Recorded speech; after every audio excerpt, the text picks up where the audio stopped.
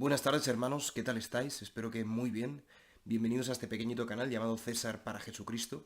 Y bueno, como os indicaba en el vídeo de ayer que os dejo por aquí, pues los martes los vamos a dedicar a tranquilamente, con paz, con sosegamiento, a estudiar, a leer juntos el Catecismo de San Pío X, llamado Catecismo Mayor, comúnmente llamado.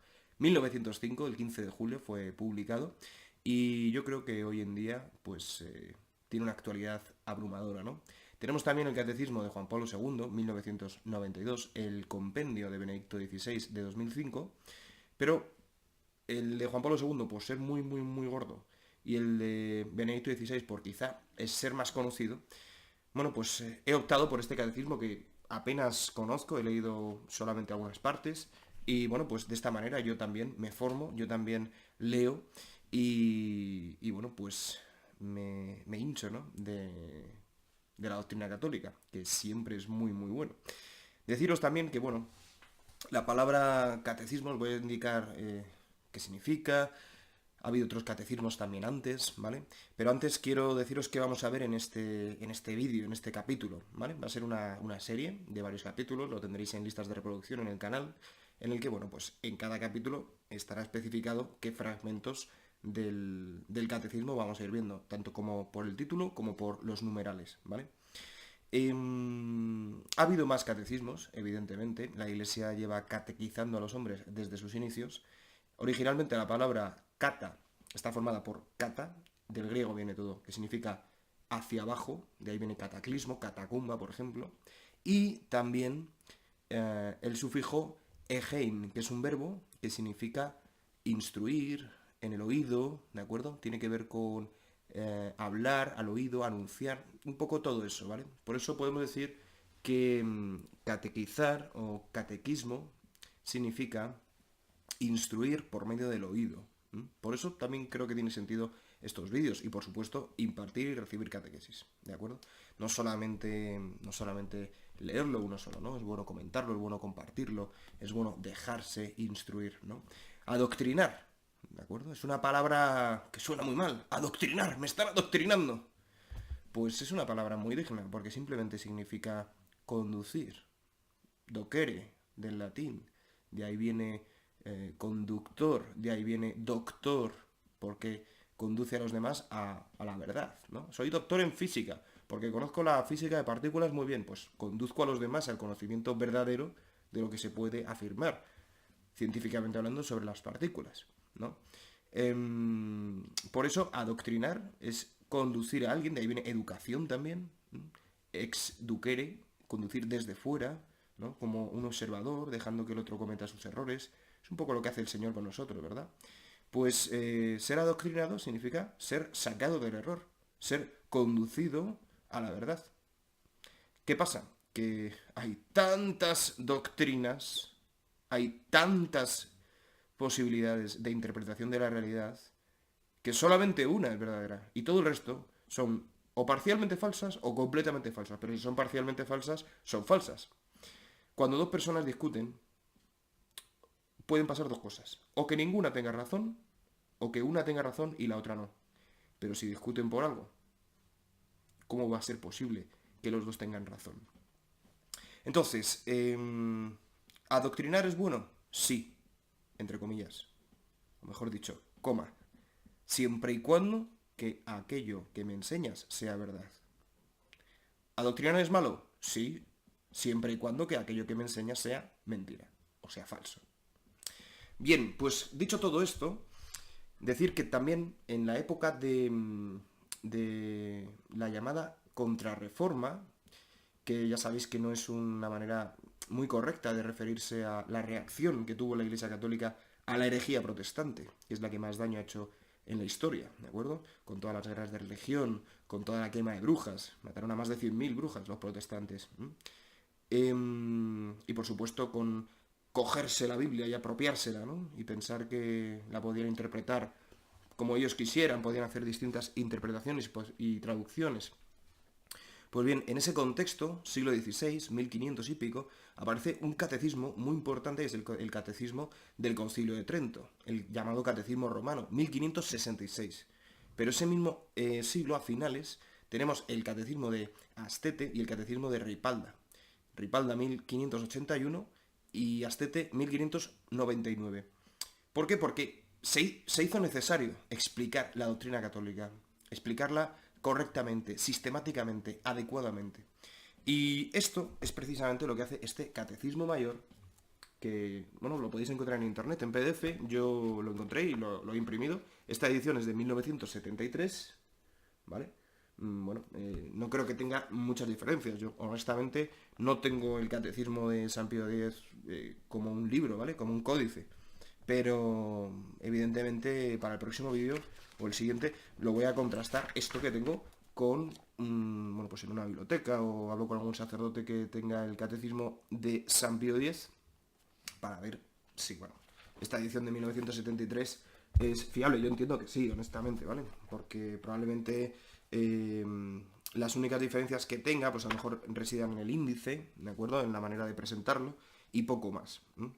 Bien, esto como introducción. Habéis visto en el título del vídeo que tenemos introducción y lección preliminar.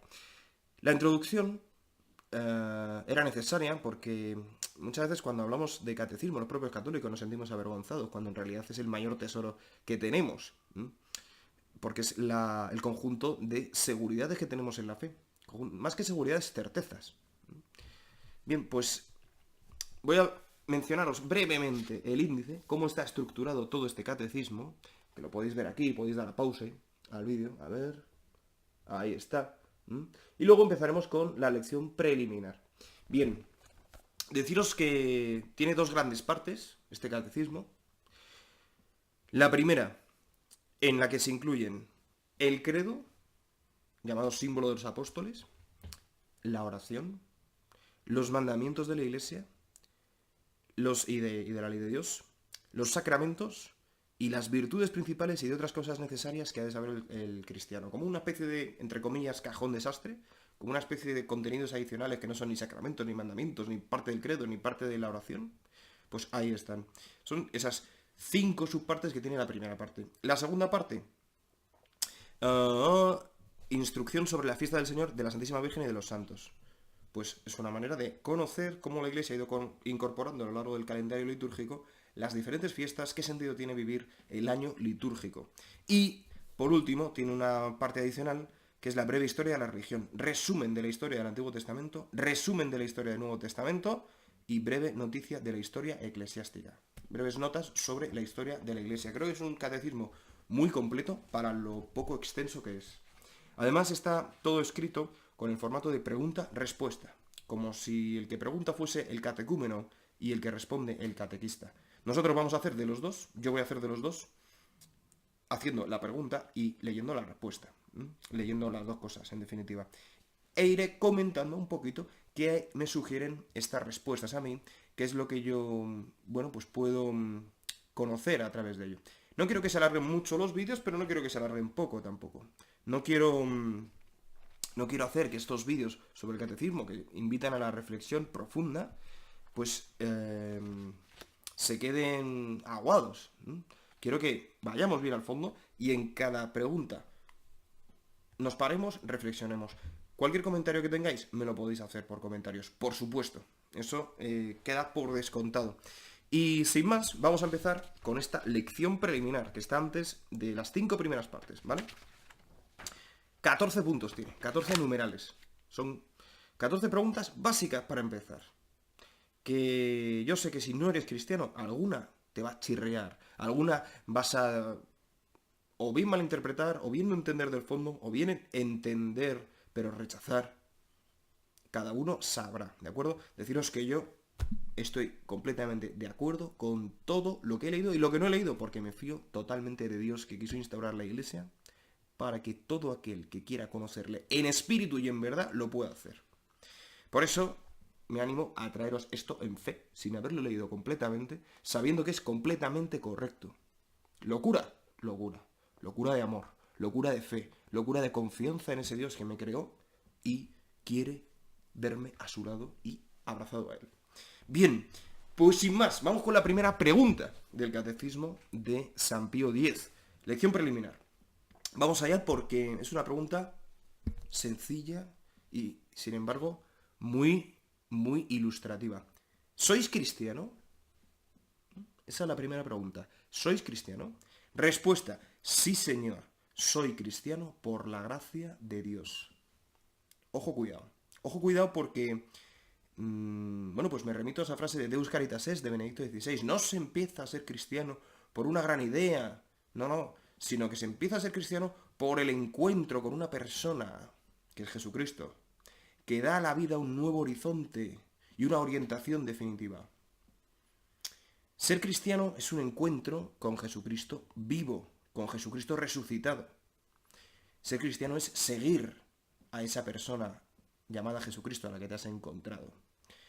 Para encontrarte con Jesucristo, en mi caso, yo tuve que hacer cuando era agnóstico, con 23 años, perdón, con 22, con 23 fue cuando me confesé, ya lo explicaré un día el por qué soy cristiano y demás, no viene al caso ahora, pero tuve que hacer esa oración condicional: si existes, ayúdame. El Señor no se impone, el Señor se propone, indirectamente a través de la creación, y quizá directamente a través de nuestro corazón. Cuando estamos en el silencio y sabemos quiénes somos de verdad, ahí es cuando el Señor nos está gritando con una voz cuasi silenciosa: estoy aquí, mírame, ¿no?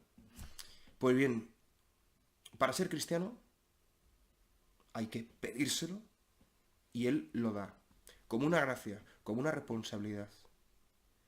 Sí, Señor, soy cristiano por la gracia de Dios. Ninguno de nosotros merecemos ser cristianos. Ninguno. Ninguno de nosotros merecemos nada. No merecemos ni existir, porque antes de existir no podíamos existir como para merecer. Existimos de regalo. Y podemos existir eternamente en bienaventuranza, en felicidad, en beatitud eterna de regalo, por la misericordia de Dios, por el amor de Dios. Entonces, no olvidemos eso, hermanos, que somos cristianos, sí, por la gracia de Dios. Por la gracia de Dios. Muchas veces habéis oído: la fe es un don. Y cabe pensar, bueno, si es un don, aquellos a los que no les ha dado Dios la fe, ¿qué pasa? ¿Que Dios es malo? No. Lo que pasa es que no le han pedido la fe. Nadie que le pida la fe a Dios, Dios hace oídos sordos. Con nadie que haya pedido la fe a Dios, hace oídos sordos. Con nadie. Si tú le pides honestamente al Señor: por favor, Señor, si existes, ayúdame. Por favor, Señor, si existes, manifiéstate. No te preocupes. Él va a manifestarse. Y vas a recibir el don de la fe. Y si eres cristiano y eres tibio, o si eres cristiano y estás en la noche oscura, o si eres cristiano y tienes dudas de fe: Señor, dame la fe. Acrecienta mi fe. Y Él la acrecienta a través de signos, a través de acontecimientos, a través de inspiraciones, a través de casualidades, que son siempre providencialidades. Para lo que da la primera pregunta, ¿eh? Son 14. Así que vamos con la segunda, ¿parece? ¿Por qué decís por la gracia de Dios? Fíjate que el catecismo este es que, de verdad, es de una ternura. Yo me siento niño leyéndolo. Me ayuda a sentirme niño, me ayuda a confiar. Sed niños, dijo Jesucristo, sed niños como estos pequeños, porque de los que se hacen como niños es el reino de los cielos. En verdad os digo que si no os hacéis como niños, no entraréis en el reino de los cielos. Son palabras importantes a considerar. Y a mí esto me ayuda a sentirme como niño. ¿Será porque la Iglesia es madre y cuida de sus hijos y de todos los hombres que a ella acuden? Ahí lo dejo. ¿Por qué decís por la gracia de Dios? Segunda pregunta. Digo por la gracia de Dios porque el ser cristiano es un don enteramente gratuito de Dios. Enteramente gratuito de Dios, nuestro Señor, que no hemos podido merecer. Justo lo que os estaba refiriendo antes, ¿no? No merecemos ni la existencia, ni la redención, ni la santidad, ni la eterna bienaventuranza. No merecemos nada. Y Dios, en cambio, lo merece todo. Para empezar, nuestro corazón y nuestro amor. 3. ¿Quién es verdadero cristiano? Una pregunta interesante, ¿no? Porque hay muchas personas que se dicen cristianas. Y no tiene que ver con la tibieza, tiene que ver con aquello en lo que creen. ¿Quién es verdadero cristiano? Verdadero cristiano es el que está, 1, bautizado. 2, cree y profesa la doctrina cristiana, cree y profesa, o sea, está convencido de ella y obra concorde a ella. Si caemos en pecado, si nos equivocamos, hay solución. Ser cristiano no es ser perfecto. Ser cristiano es caminar en la perfección. Caminar hacia la perfección.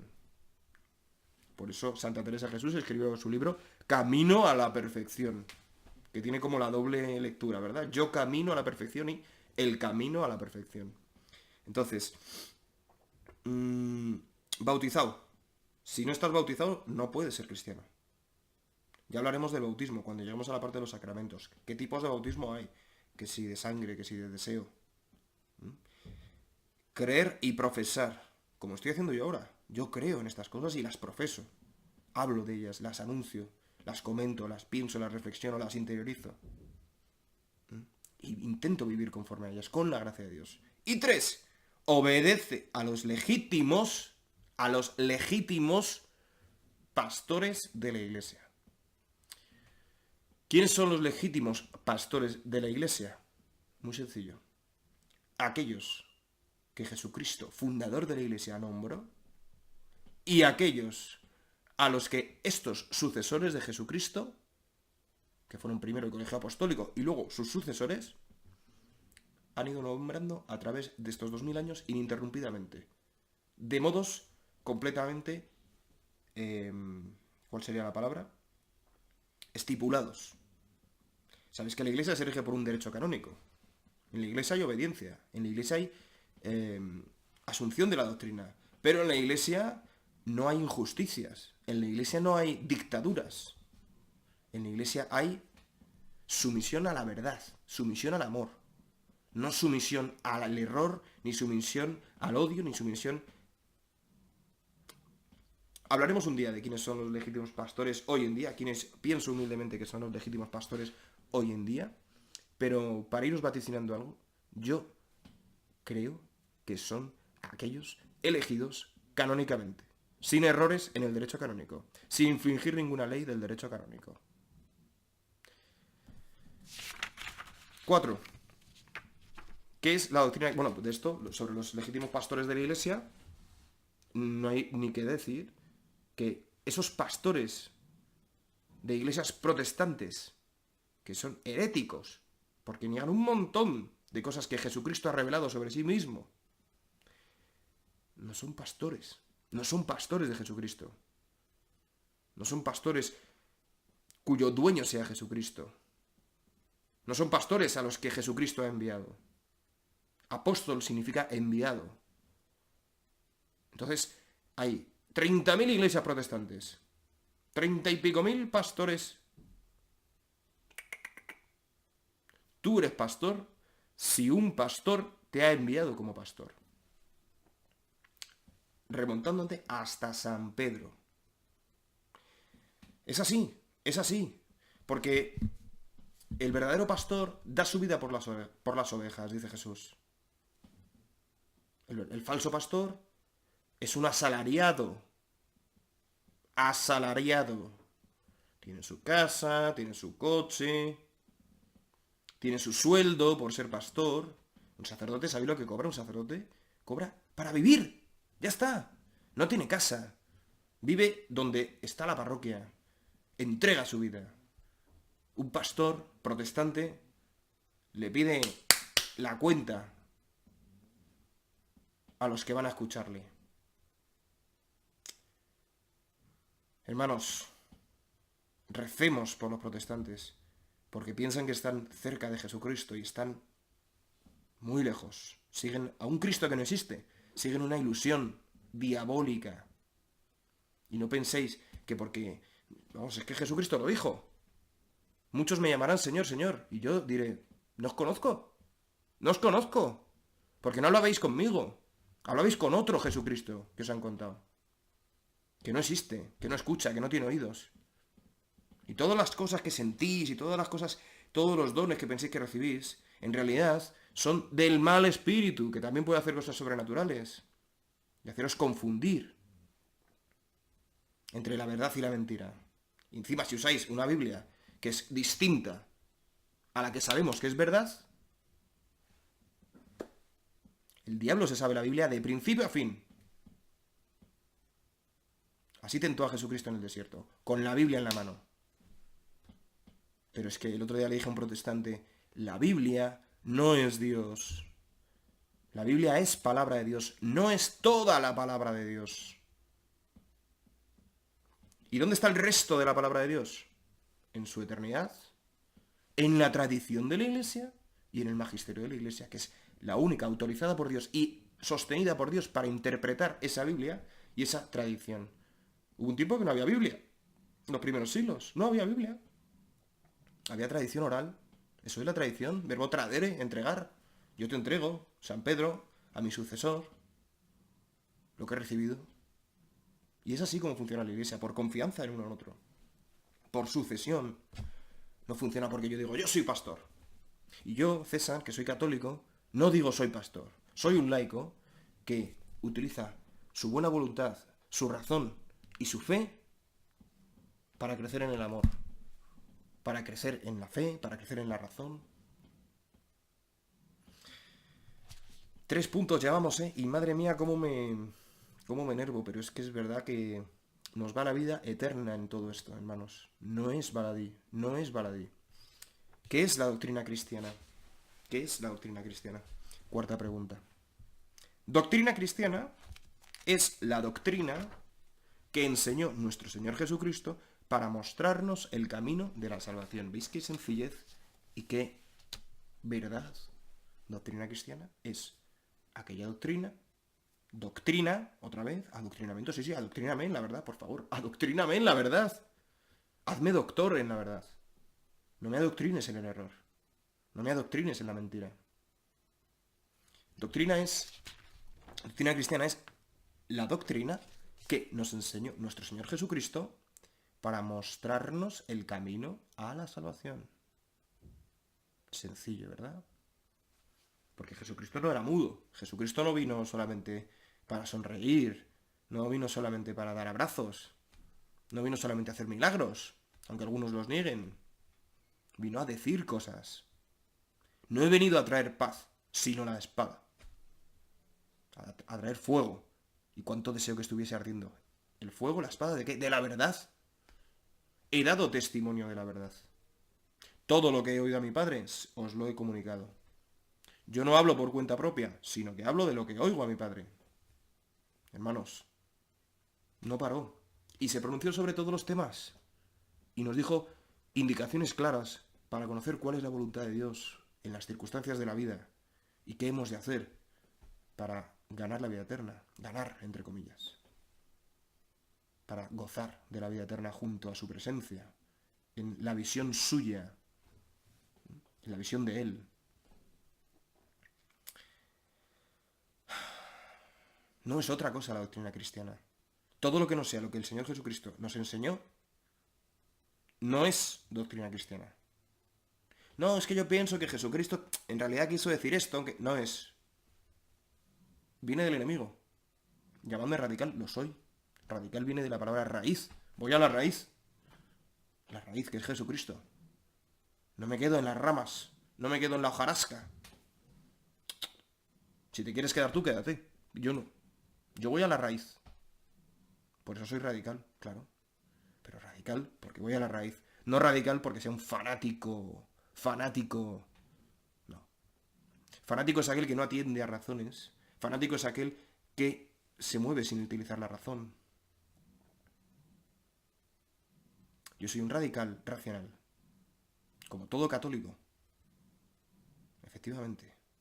Que no quiere faltar a la verdad. De forma radical. Radicalmente quiero conocer la verdad. Radicalmente quiero usar la razón. Radicalmente no quiero ser confundido ni engañado por el error. Radicalmente. Sí, sí. Radicalmente no me conformo con la mentira. Radicalmente estoy dispuesto a utilizar toda la razón que Dios me ha dado. Todo el raciocinio. Y a utilizar todo lo que Dios me ha dado. Por eso hago este canal. Eso es la doctrina cristiana, hermanos. La que nos enseñó Jesucristo. ¿Y cómo sabemos cuál es la que nos enseñó Jesucristo? Porque... Ups. Pensaba que se había ido. Se ha puesto en negro la pantalla. Creo que no se ha parado el vídeo. No. Fenomenal. Es que nunca he hecho un vídeo tan largo. Llevamos ya bastante. No se va a subir a las 3, perdonadme, pero es lo que hay. Doctrina cristiana es eso. Lo que nos enseñó Jesucristo. ¿Cómo sabemos lo que nos enseñó Jesucristo? Porque los que le conocieron hablaron de lo que le enseñó. Fueron nombrados por Jesucristo para seguir enseñándoselo a los demás. Y esos que le conocieron nombraron a otros para que se lo siguieran enseñando a la siguiente generación. Y llevamos 2000 años ininterrumpidos. Luego veremos por qué sabemos que la Iglesia Católica es aquel lugar, aquella institución instituida por Jesucristo en donde reside la verdad de Dios, como un tesoro en medio del mundo, en medio de la tempestad, como una botella en medio del océano. Eso es la Iglesia Católica. ¿Es necesario aprender la doctrina enseñada por Jesucristo? Es decir, la doctrina cristiana. ¿Es necesario? ¿Es necesario? ¿Es opcional? Dice, es necesario aprender la doctrina enseñada por Jesucristo. Y faltan gravemente los que descuidan aprenderla. ¿Por qué es necesario? Es necesario para ser feliz. Es necesario para vivir una vida llena de sentido. Es necesario para ser santo y gozar de la bienaventuranza eterna. Para todo eso es necesario. Cada uno según su capacidad. El que tenga 5 talentos, que aprenda 5 talentos. El que tenga 3, que aprenda 3. El que tenga 1, que aprenda 1. Pero con todo lo que somos, tenemos que aprender quién es este personaje tan importante en la historia, por el cual dividimos la historia antes y después de él. De nadie se ha escrito más cosas. Nadie ha suscitado que más personas dieran la vida por él, que estuvieran dispuestos a morir por defender que lo que él dijo es verdad. ¿Es necesario que aprendamos la doctrina que nos enseñó Jesucristo? Claro que es necesario. De hecho, yo, cuando no estaba interesado, era infeliz. Cuando empecé a estarlo, empecé a crecer en la felicidad de verdad. Y si tú no eres feliz, es porque no estás aprendiendo la doctrina de Jesucristo. No es por otra razón. Y si tú eres feliz, aunque siempre lo vas a ser más de lo que ya eres, y siempre puedes serlo más de lo que ya eres, es porque estás aprendiendo esa doctrina que Él nos enseñó. Así que sí, es necesario, sí, es necesario. Y faltan gravemente los que descuidan hacerlo. Faltan gravemente, tienen una falta, una carencia grave, profunda, importante dentro de sí. Es así, recemos por ellos para que no descuiden en hacerlo. 6. ¿Tienen los padres y los amos, fijaos el contexto histórico, ¿no? Siempre para juzgar un documento histórico hay que saber en qué época se escribió. Y en esta época, en 1905, había todavía amos, sí señores. No esclavitud, en algún lugar habría, hoy en día hay 30 millones de esclavos. Pero había cristianos católicos que tenían siervos, porque podían hacerlo, es decir, personas que trabajaban para ellos en su casa, les daban comida, les daban techo, en lugar de estar viviendo en la calle. Bien, totalmente legítimo, totalmente legítimo. Y también durante la Edad Media, se habla mucho de la Edad Media, que había esclavos, mentira. En la Edad Media lo que había eran siervos. Siervos y señores. ¿Sabéis cuáles eran los deberes de los siervos? Trabajar en la viña del señor feudal. ¿Cuáles eran los deberes de los señores? Proteger a los siervos. Protegerlos, ¿eh? Vamos, el señor que se limpiase las manos cuando había cualquier tipo de agresión o cualquier tipo de invasión, pues lo único que hacían era firmar su sentencia de escarnio público, porque claro, era un escándalo. Un señor que no protegía a sus siervos era un señor al que nadie quería servir. Entonces, cuidado con confundir esclavo y confundir siervo, que no tiene nada que ver. Los siervos además podían tener derechos sobre sus hijos, lógicamente, porque se genera el trabajo de servidumbre dentro del contexto católico, el cual abolió la esclavitud del Imperio Romano. Son tantas cosas, hermanos, las que la Iglesia ha hecho por la humanidad, que, en fin, no podéis imaginar cómo me siento cuando veo que la Iglesia que quieren expulsar a la Iglesia a la universidad cuando la creó ella. ¿Pero por qué? ¿Por qué? Si la creó ella la universidad. La Iglesia creó la universidad. Ya hablaremos también otro día de eso. Probablemente mañana me venga arriba con ese tema. Entonces, bueno, ¿tienen los padres y los amos obligación de mandar a sus hijos y dependientes al catecismo? Es decir, a aprender el catecismo. Los padres y los amos tienen obligación de procurar que sus hijos y dependientes aprendan la doctrina cristiana e incurren en culpa delante de Dios si descuidan esta obligación. Fácil, sencillo para toda la familia, nunca mejor dicho. Si tú tienes un hijo, o tienes un siervo, perdón, y descuidas, y eres católico, y descuidas que ese hijo, que ese siervo, dependiente, aprenda la doctrina católica, incurres en grave falta, en grave culpa delante de Dios. Porque Dios te pide a ti y a mí que hablemos de Él, que le anunciemos. Como dijo San Francisco de Asís, preciosamente, no existe la palabra, pero bellísimamente, dijo, hay que evangelizar, incluso usando la palabra. O sea, tú puedes hablar de Dios con tus obras, o puedes, al contrario, hacer antitestimonio de Dios con tus obras. A mí me ha pasado muchas veces. Lo uno y lo otro. Pero a veces hay que hablar, a veces hay que expresar ideas, conceptos, porque somos seres racionales. Y hay que decir, Dios te ama. Y hay que decir, ¿por qué no rezas? Es una simple pregunta. ¿Por qué no rezas?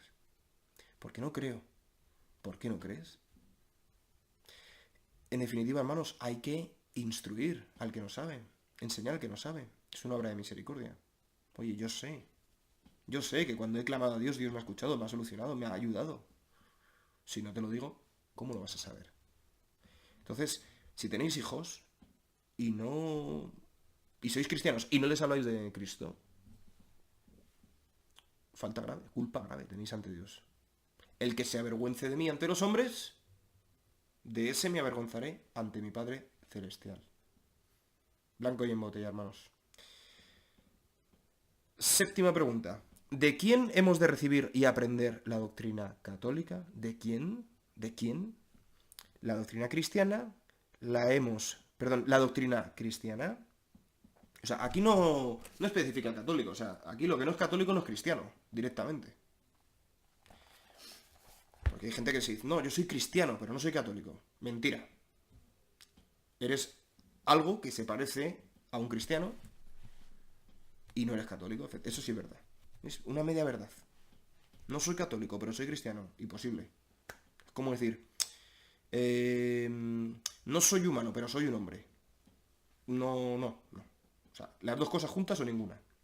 Entonces, ¿de quién hemos de recibir y aprender la doctrina cristiana? La doctrina cristiana la hemos de recibir y aprender de la Santa Iglesia Católica.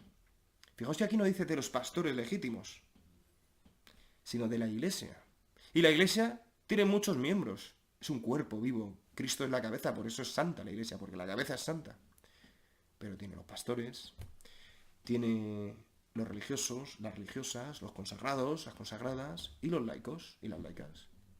Tiene los matrimonios, tiene los viudos, tiene los solteros, de cualquiera que sea miembro de la Iglesia. De esos debemos recibir la enseñanza cristiana. Del resto no. Del resto no. Pablo dice, me parece que es en la carta a Tito, al que enseñe doctrinas sectarias, evítale. Porque te puede confundir. Bien. 8.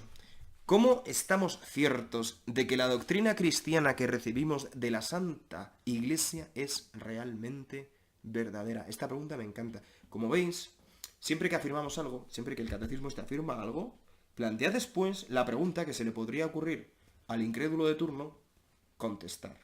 La Iglesia, hermanos, tiene 2000 años de pensamiento y multitud de hombres y mujeres que han reflexionado sobre los misterios de la fe.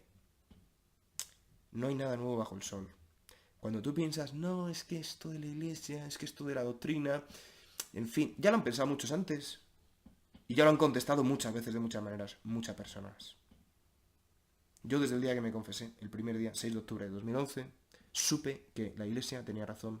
Porque la experiencia que tuve fue real. Y fue a través de la iglesia. Entonces, cuando yo no entiendo algo de la doctrina, no me pongo a decir, no, pero es que tal... No. Me pongo honestamente a decir qué no entiendo, por qué no entiendo y qué dice la iglesia de esto, por qué afirma esto. Y es que siempre encuentro satisfacción porque siempre me doy cuenta de que tiene razón. Siempre. Por eso os he puesto en la miniatura del vídeo catecismo puro y duro, puro para los que tienen fe. Hay cosas que no entenderemos. Tened fe, las entenderéis. Como me ha pasado a mí. ¿Es duro? Por supuesto. ¿Para quién? Para los soberbios. Para los humildes es liviano, ligero, llevadera la carga. Porque nos da su gracia a Dios, no por otra razón. ¿Cómo estamos ciertos de que la doctrina cristiana que recibimos de la Santa Madre Iglesia es realmente verdadera? Me encanta esta respuesta. Estamos ciertos que la doctrina cristiana que recibimos de la Iglesia Católica es realmente verdadera porque Jesucristo, divino autor de esta doctrina, la confió por medio de sus apóstoles a la Iglesia fundada por él, a la cual constituyó maestra infalible de todos los hombres y prometió su divina asistencia hasta el fin del mundo. O sea, ¿por qué lo sabemos? Porque él la fundó, él es Dios, él prometió su asistencia divina hasta el fin de los tiempos. Hasta el fin del mundo, perdón. Que no es lo mismo, fin de los tiempos y fin del mundo. Estamos en el fin de los tiempos desde que Cristo murió y resucitó. Como el final de la historia, ¿no? Los coletazos finales. El fin del mundo es el fin del mundo. Ya solamente queda el juicio universal, el juicio final, y cada uno a donde Dios sabe que tiene que ir.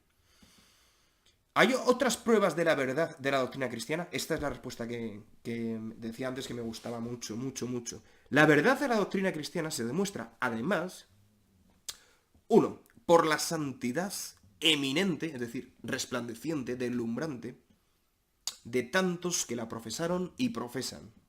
Esa es una razón. O sea, ¿por qué yo puedo pensar que esto es verdad?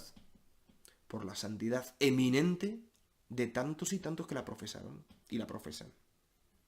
Si no conocéis vidas de santos, empezad a conocer vidas de santos. Porque los santos no solo hicieron milagros. Los santos influyeron de forma decisiva en momentos críticos e históricos. Los santos fueron como luz allí donde estuvieron, ¿no? Ignorar que tenemos un santo que se llama San Pío de Pietrelcina, que murió en 1968, que durante 50 años tuvo los estigmas de Cristo, que bilocaba, que te decía tus pecados en la confesión, que confesaba en todas las lenguas, y quedarse tan pancho. O sea, ignorarlo está mal, pero no puede que no haya culpa. Pero conocerlo y quedarse tan pancho, pues señor, ¿qué puede hacer Dios por ti? ¿Qué puede hacer Él? Si eres tú el que parece que no quiere que Dios le diga algo, ¿no? Dios siempre nos deja las suficientes pistas como para que le encontremos. Y también las suficientes oscuridades entre comillas, la suficiente ausencia de pistas para que si no queremos no nos veamos obligados a creer en Él. Dios nos quiere libres, respeta nuestra libertad, porque para el amor es necesaria la libertad. Entonces, bueno, pero es que se puede dudar, ¿no? Porque, claro, 1968, ya hace bastante tiempo, los médicos en esa época, pues hacían unos análisis de los estigmas muy precarios.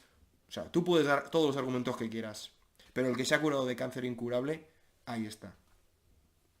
O sea, siempre, como os digo, luces y sombras, ¿no? Pistas y ausencia de pistas. ¿Para qué? Para preservar tu libertad. ¿Para qué? Para hacerte crecer en el amor. ¿Para qué? Para que aumente tu fe. Fe y amor, confianza y amor van siempre de la mano. Bien, pues nos quedan 5 preguntas. No, y acabar esta, perdonad. Vida eminente de tantos que la profesaron y profesan. Otro, por la heroica fortaleza de los mártires.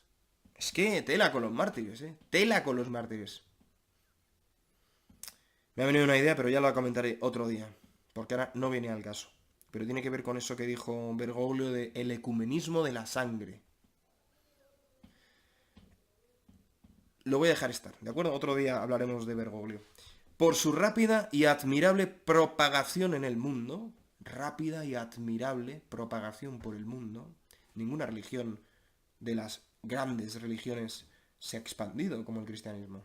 Ninguna, ninguna. El Islam, a puño de hierro, a espada limpia, no espada de la verdad, espada de hierro. El que a hierro mata, a hierro muere, dijo Jesucristo en el huerto de los olivos. Pues expandido hasta donde militarmente pudo, hasta donde humanamente pudo. Budismo e hinduismo pues se han quedado ahí, donde estaban. Sí, hay algunos que conocen, claro, ahora con todo el sistema de red de comunicación que hay, pues se conoce todo en todo el mundo, evidentemente. Pero vamos, que en el siglo XVII no había muchos budistas en Europa, ni hinduistas. Sin embargo, había cristianos allí. No, es que si hubieses nacido en la India serías hindú. O no, o sería católico porque ahí estuvo la Madre Teresa de Calcuta. Pero es más difícil en el siglo XVII ser hindú, o hinduista, perdón, en España. Es más complicado. Porque no había aquí hinduistas. Porque el cristianismo se expande, porque el cristianismo es la verdad, porque el cristianismo transforma la realidad, el corazón de los hombres y lo que los hombres hacen en su entorno. Porque les da la fuerza a Dios. Eso es lo que hace el cristianismo. Entonces, tenemos por la vida de los santos que la profesaron y profesan, por la heroica fortaleza de los mártires, que soportaron brutales tormentos y torturas, con tal de no negar lo que habían aprendido en su catequesis. 3. Por su rápida y admirable propagación en el mundo. Y 4. Por su completa conservación por espacio de tantos siglos de varias y continuas luchas. Completa conservación. Completa conservación. Nada se ha corrompido de lo que la Iglesia enseña. Están intentando corromperlo mucho, muchos, pero no lo van a conseguir. No se puede, no se puede. Es inmutable la doctrina que Jesucristo enseñó.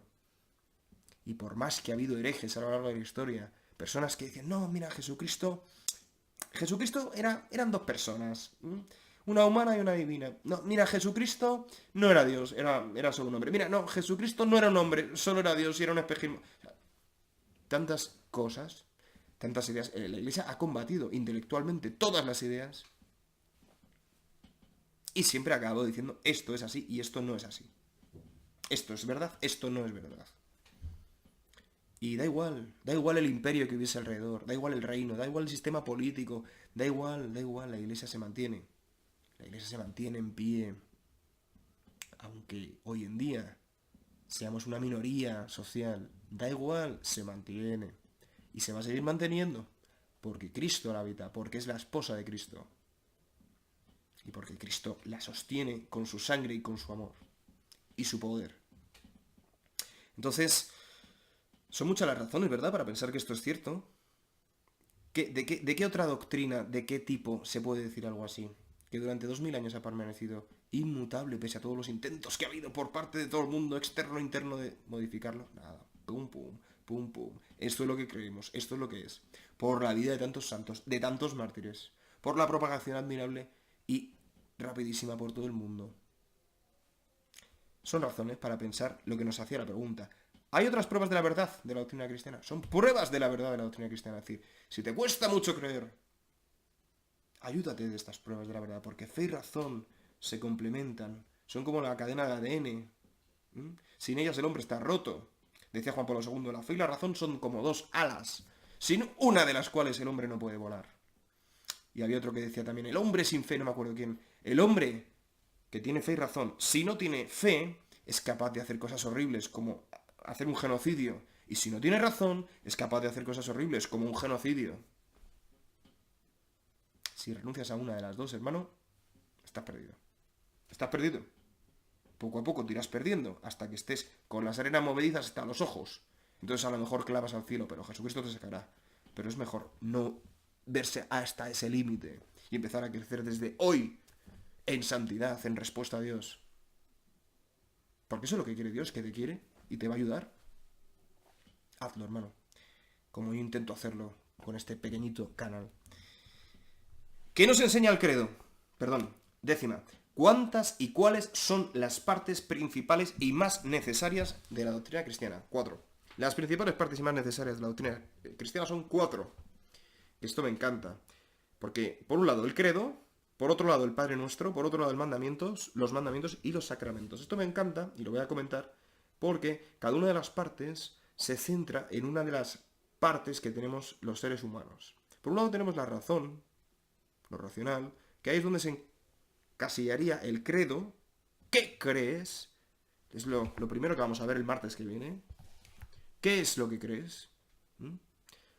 Luego tenemos los sacramentos, que es aquello que despierta nuestra piedad, aquello que nos toca el corazón, aquello que nos hace sentir emociones inspiradas por la santidad de Dios, y aquello que toca, pues eso, nuestra parte sensible, nuestra parte emocional.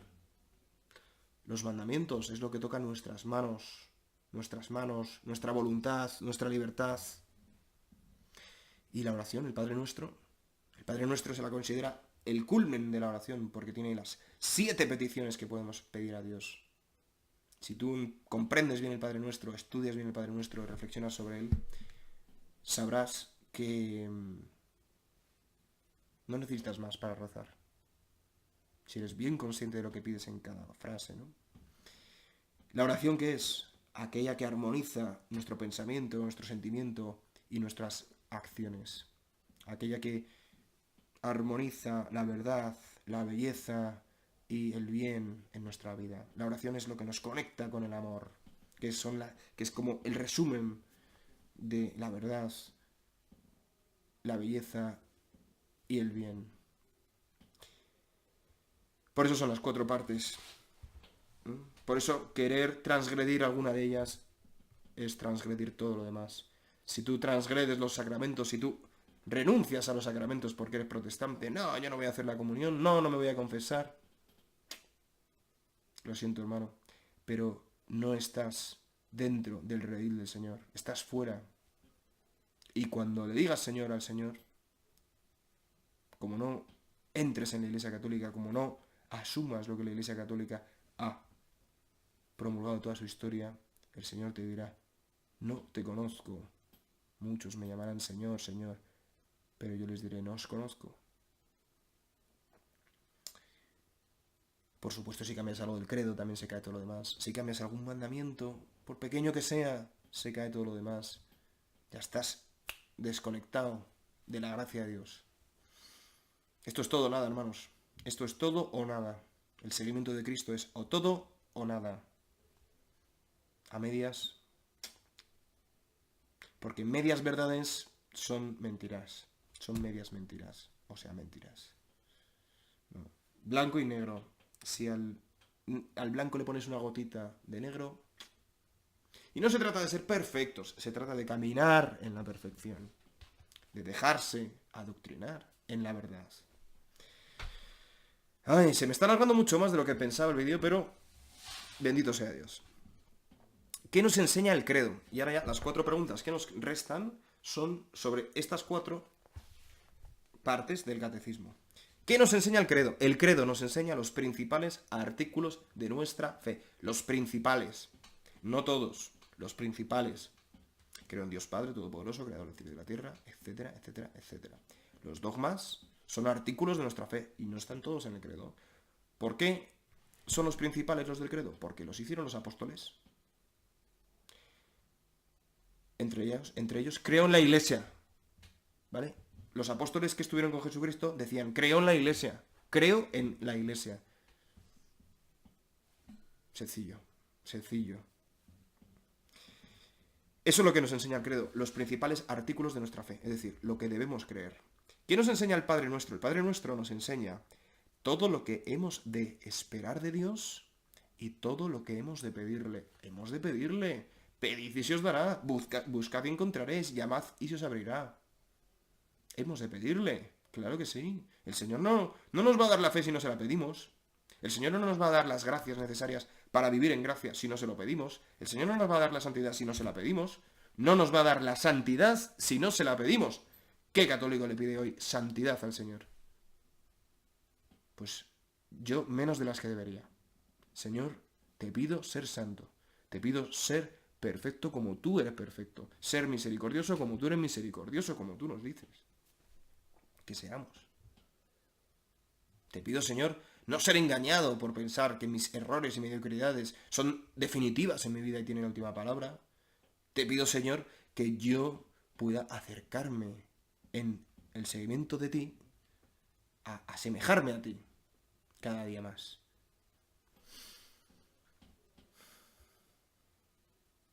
Cuanto más vuestro Padre les dará el Espíritu Santo a aquellos quienes se lo piden. ¿No le pedimos el Espíritu Santo? No le pedimos el Espíritu Santo. No le pedimos ser santos. ¿Cómo lo vas a ser? Ánimo, hermano, ánimo. ¿Qué nos enseñan los mandamientos? Los mandamientos nos enseñan todo lo que hemos de hacer para agradar a Dios. A Dios le podemos agradar y también le podemos desagradar. Que se resume en amar a Dios sobre todas las cosas y al prójimo como a nosotros mismos por amor de Dios. Por el amor de Dios. Esos son los mandamientos, hermanos. Amar a Dios sobre todas las cosas y al prójimo como a uno mismo. Ni más ni menos. Si tú no te quieres a ti mismo, no vas a poder amar al prójimo como a ti mismo. Si tú no amas a Dios, no vas a poder amarte a ti mismo. Porque yo me puedo amar a mí mismo cuando comprendo, interiorizo, reflexiono. Considero que Dios me ama. Dios me ama. Todo lo que hace Dios es bueno. El amarme de Dios es bueno. Voy a amarme yo también porque quiero imitarle. Y me amo, no egocéntricamente, sino en un sabiéndome amado por Él. Cuidarme no es cuidarme a mí porque yo soy el más importante en mi vida. Cuidarme es cuidar a una criatura de Dios, a una creación de Dios que Él ama. Cuidarme es hacer que Dios a través de mí pueda operar en el mundo. Por eso me amo a mí, porque Dios me ama y yo amo lo que Dios ama. Dios ama a mi hermano como a mí mismo, es decir, totalmente, entregándose totalmente. Pues como yo me amo a mí, que es como Dios me ama a mí, yo amo a mi hermano. Esos son los mandamientos. Por eso no robarás, por eso no mentirás, por eso no matarás. Ya veremos, qué significa no matar. No matar no es solamente no asesinar. No matar es no ser violento, no matar es no insultar, no matar es muchas cosas, hermanos. Bien, pues ya acabamos con este preámbulo, con esta lección preliminar, con el numeral número 14. ¿Qué nos enseña la doctrina de los sacramentos? También para protestantes especialmente, pero para católicos no está mal. La doctrina de los sacramentos nos enseña la naturaleza y buen uso de los medios instituidos por Jesucristo.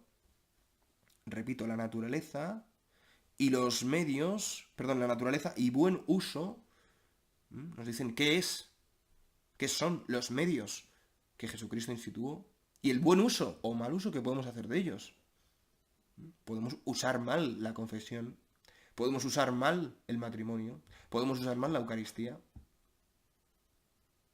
o cualquiera de los 7 sacramentos y podemos usarlos bien. Eso es lo que nos enseña la doctrina de los sacramentos. La naturaleza, es decir, que es algo en función a lo que hace. Eso es la naturaleza filosóficamente. Esencia es qué es algo. Naturaleza es qué es algo en virtud de sus operaciones. Pues nos enseña la naturaleza y buen uso de los medios instituidos por Jesucristo para perdonarnos los pecados, comunicarnos su gracia e infundir y acrecentar en nosotros las virtudes de la fe, de la esperanza y la caridad. Fijaos que estas 14 premisas que acabamos de leer, estos 14 primeros numerales, es como la doctrina católica requete condensada, condensadísima. Fe, esperanza y caridad. Eso es lo que no tiene el no creyente. Ni fe, ni esperanza, ni caridad. ¡Qué horror de vida! Yo la viví hasta los 23 años que me confesé. Viví en desesperación, viví sin ningún tipo de caridad, generosidad con algunas personas, pero caridad, ¡jo! Hay un abismo entre lo que es la caridad y el altruismo. El altruismo, palabra que me mata. No, no me mata, pero me entristece. Y sin fe, sin esperanza y sin caridad. Esperanza ninguna, claro, cuando no eres creyente. Entonces, para eso son los sacramentos. Para conocer la naturaleza y buen uso de los medios que instituyó Jesucristo para perdonarnos los pecados, para comunicarnos su gracia e infundir y acrecentar en nosotros, infundir, es decir, hacerlas, crearlas y hacerlas crecer en nosotros. Infinitamente las puede hacer crecer, porque su caridad es infinita. Entonces, hermanos, bueno, estoy muy contento de haberos traído este primer capítulo. La verdad es que yo también he echado de menos la guitarra, porque me encanta la música, pero creo que, bueno, pues se hacía necesario todo este vídeo, que por ser el primero, pues sí que se ha quedado bastante largo, pero no me importa, sinceramente, lo prefiero, o sea, yo hago esto para aprender yo, os lo digo de todo corazón, con el corazón en la mano, porque yo sé que si no, no me pondría a leerlo, y así, pues oye, ya me he aprendido más o menos los 14 primeros puntos, ya sé en qué consiste, ¿no? Cuando la Iglesia afirma que es la doctrina cristiana, es la enseñada por Jesucristo. A mí que no me quieran convencer de lo contrario. Y he aprendido que soy cristiano por gracia, que hay pruebas de la veracidad de la Iglesia católica. He aprendido qué partes tiene el catecismo en su esencia, credo, mandamientos, sacramentos y el Padre Nuestro. Y en definitiva, bueno, pues lo que he aprendido como trasfondo es que la Iglesia es mi madre y la de todos los hombres que quieran acudir a su maternidad, y que me enseña todo masticadito, como un niño, fácil, con preguntas, con respuestas, teniendo en cuenta que yo voy a plantear objeciones, pero ella ya me las plantea en la siguiente pregunta y me las responde con la misma sencillez, con la misma paciencia, con el mismo cariño, con la misma verdad. Nada más, hermanos, desearos que paséis un buen martes, perdonad por... Son las 3:30 en este momento, y bueno, pues sabéis que subo siempre vídeo a las 3 de la tarde, pero hoy se me ha alargado un poco la mañana, porque estaba esperando que me cambiasen el internet. Como veis, estoy aquí en un piso recién mudado, y bueno, pues tenía que atender ese asunto. Pero bueno, el resto de martes, en casa estoy sobre las 12, entonces a las 3 tendremos vídeo. Nada más, voy a comer un poco, que el obrero merece su salario, y lo dicho, desearos buen martes. Podéis compartir este vídeo, podéis darle a like si os ha gustado, podéis comentar lo que queráis y por supuesto suscribiros al canal y hablarle de este vídeo, de este canalcito a vuestros seres queridos, a amigos, a la parroquia, a quien queráis, porque bueno, pues es un canal que es mío porque lo hice yo, pero sobre todo es de Jesucristo, porque es para Él, y de Él es quien tomo la fuerza para continuarlo. Es como mi gasolina, es como mi coche, es todo. Pero también es vuestro porque lo veis, es para vosotros también. Entonces, bueno, pues quiero que os sintáis en casa cuando estéis por aquí y podáis compartir lo que queráis, comentar lo que queráis. Sobre todo si no estás de acuerdo con algo de lo que digo o con todo. Estaré encantado de leerte y bueno, pues entablar una conversación desde el respeto a la razón y desde el respeto a la persona, ¿no? Así que nada, que lo dicho, que Dios os bendiga, que paséis buen martes y os quiero. Adiós.